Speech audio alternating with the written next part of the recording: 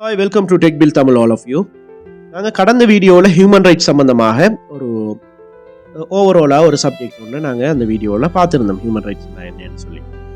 Human ரைட்ஸுங்கிறது உண்மையாகவே சொல்ல போனால் ஹியூமன் ரைட்ஸுங்கிறது ஒரு வைடான ஏரியா, ஒரு ப்ராடான ஒரு அகண்ட ஒரு பெரிய ஏரியா.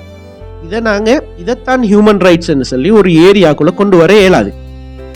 இதை நாங்கள் பல வகைகளில் பல விதத்தில் நாங்கள் சொல்லலாம். அதாவது நாம் ஒரு மனிதராக பிறந்திருக்கின்றோம். இதனால் நமக்கான பல அடிப்படை உரிமைகளும் சுதந்திரங்களும் எங்களுக்கு இருக்கிறது. இந்த பேசிக் ரைட்ஸ் அண்ட் ஃப்ரீடம்ஸ் எங்களுக்கு தானாகவே கிடைக்க வேண்டும். எதுவிதமான ஒரு அரசாங்கத்திடமிருந்து எதுவிதமான போராட்டங்களோ அல்லது போர் மூலமாகவோ போராடி எடுக்காமல் எங்களுக்கு இயல்பாகவே கிடைக்க வேண்டும். நாங்கள் மனிதர்களாக பிறந்திருக்கிறோம்ங்கிறது தான் இதன் மெயினான காரணம். இப்படி இருந்தால்தான் ஒரு ஜனநாயக நாட்டில் நாங்கள் வாழ்கின்றோம் என்று அர்த்தப்படுகிறது. இதைத்தான் நாங்கள் பேசிக்கா சொல்லலாம். ஹியூமன் ரைட்ஸ் என்று அது தவிர ஒரு உதாரணத்துக்கு ஒரு ஆள் பணக்காரராக இருக்கிறார் அல்லது ஏழையாக இருக்கிறார், அவர் படித்தவராக இருக்கின்றார் அல்லது இவர் படிக்காதவராக இருக்கின்றார், இது போல காரணங்களை சொல்றது. அதே போல ரிலிஜனை பேஸ் பண்ணி சொல்றது அல்லது நேஷனாலிட்டியை பேஸ் பண்ணி சொல்றது அல்லது ரேஸை பேஸ் பண்ணி சொல்றதெல்லாம் இல்லாமலுக்கு மனிதராக பிறந்த சகலருமே மனித உரிமையினை அனுபவிப்பதற்கான பூரண சுதந்திரம் இருக்குது. அடுத்த முக்கியமான விடயம் என்னன்னு சொன்னா ஹியூமன் ரைட்ஸில் உள்ள ஈக்குவாலிட்டி. ஈக்குவாலிட்டி என்ன? சமத்துவம். எங்களால ஒரு மனிதரை சமனாக நடத்த முடியாது, ஆனால் சமத்துவமாக நடத்தலாம்.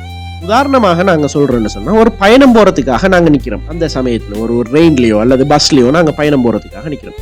அந்த சமயத்தில் நாங்க டிக்கெட் எடுத்துட்டு இருப்போம் தானே. ஓகே, டிக்கெட் எடுத்து நாங்கள் பயணம் போகிறோம். பயணம் போயிட்டு எங்கள் ஆசனத்தில் நாங்கள் போகும்போது இடையிலையோ அல்லது ஆரம்பத்திலையோ ஒருவர் ஃபிசிக்கல் சேலஞ்ச் உள்ள ஒரு ஆள் வராரு அல்லது ஸ்பெஷல் நீட்ஸ் உள்ள ஒரு ஆள் அல்லது ஒரு மத குருவாக இருக்கிறார்.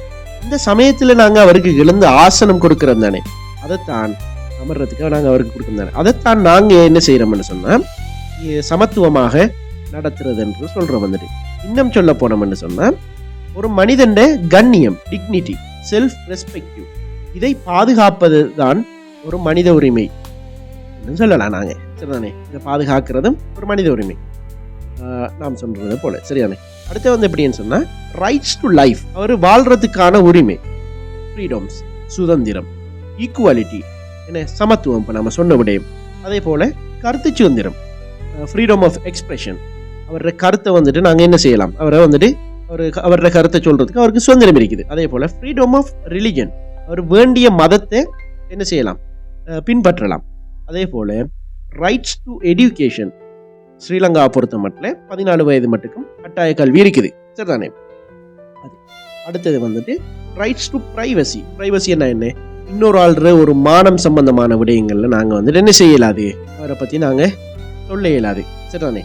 அது இப்படி இப்படியான ரைட்ஸ்களை நாங்கள் சொல்லலாம். அடுத்தது ரைட்ஸ் டு ஃபேர் ட்ரையல் என்று சொன்னால் என்னன்னு சொன்னால் ஒரு குற்றவாளியை கைது செய்து அவர் குற்றவாளி என்றால் அவருக்கு பீனல் கோட் தண்டனை கோவை சட்டத்தின்படி தண்டனையை வழங்க வேண்டும்.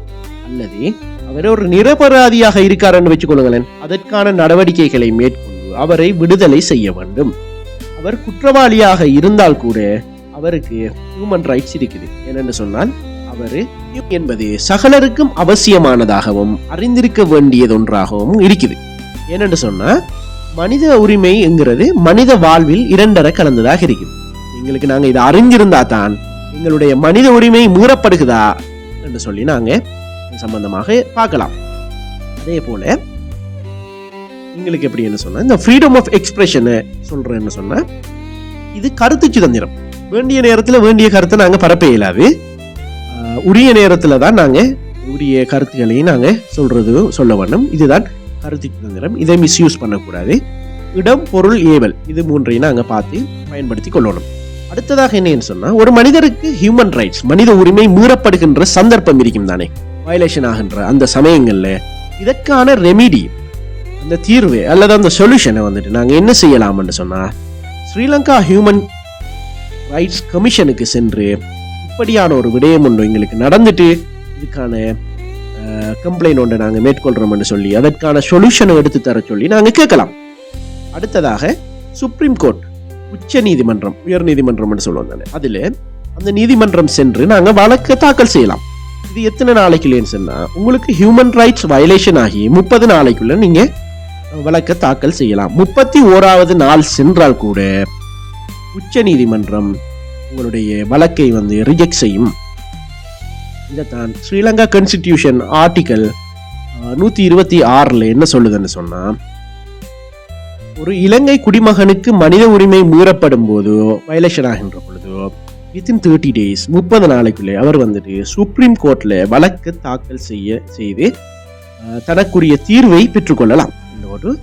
126 ஸ்ரீலங்கா கான்ஸ்டிடியூஷன் 126 குறிப்பிடுகிறது. ஒம்புட்ஸ்மன்ட்டும் நீங்க செல்லலாம். இதே போல இன்னும் நிறைய விடயங்கள் இருக்குது. தொடர்ந்து வரும் பதிவுகளில் சற்று விவரமாக பார்க்கலாம்.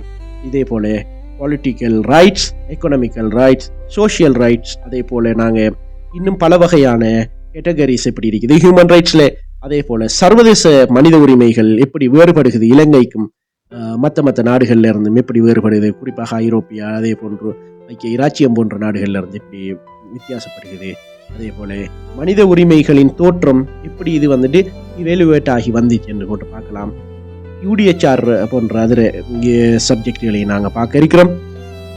அடுத்தது என்னென்னு சொன்னால் இன்ஸ்ட்ருமெண்ட் ICCPRலாம் இருக்குதானே, அதுகள விவரங்களையும் நாங்கள் பார்க்கலாம். எனவே தொடர்ந்து வரும் வீடியோவில் நாங்கள் உங்களை சந்திப்போம்.